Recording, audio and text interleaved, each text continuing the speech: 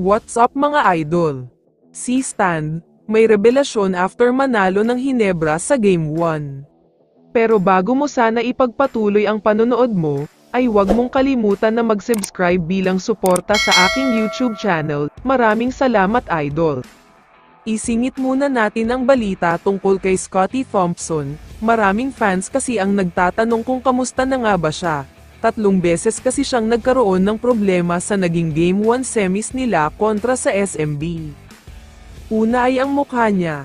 Tinamaan siya ni Fajardo sa panga kaya bumagsak siya. Pangalawa ay ang hyperextended shoulder injury niya. At pangatlo ang ulo niya na tumama sa paa ni Marshall Lasseter pagbagsak niya. Ayon naman kay Scottie, wala naman daw siyang ibang masakit na nararamdaman. Okay naman daw siya at baka kailangan lang ng konting pahinga. Masaya daw siya sa panalo nila sa Game 1 at ready to play na sa Game 2.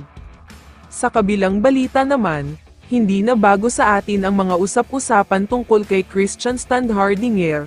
Matunog talaga ang mga balitang nagsasabi na nalalapit na ang pagbabalik niya sa Hinebra dahil nagkasundo na. May mga balita pa nga nagsasabing gustong-gusto na daw niyang bumalik sa Hinebra. Naging maayos na kasi sila ni Coach Tim, wala nang hidwaan o away ngayon, all is well ika nga dahil nag-uusap na daw silang dalawa ngayon. Ayon naman kay si Stan, actively watching daw siya ng mga PBA games especially playoffs. Inabangan rin daw niya ang laban ng SMB at Hinebra dahil karamihan sa mga players ay kaibigan niya dahil nga naglaro na siya dito. Ayon sa kanya, sobrang bumilib daw talaga siya sa comeback performance at come from behind win ng Hinebra. Hindi daw niya inasahan na from being down by 18 points ay makakakuha pa pala sila ng panalo.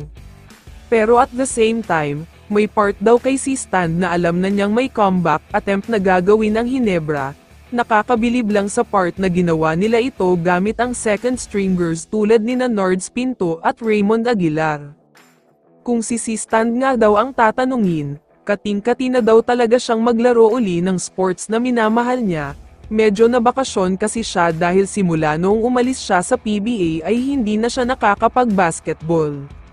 Pero nang tanungin siya kung kailan siya magbabalik sa PBA at kung sa Hinebra nga ba ito, ayon sa kanya ay tignan na lang daw natin ang mangyayari.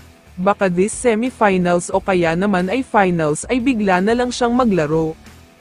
Kaya naman kung ikaw ang tatanungin idol, ano ang masasabi mo sa balitang ito?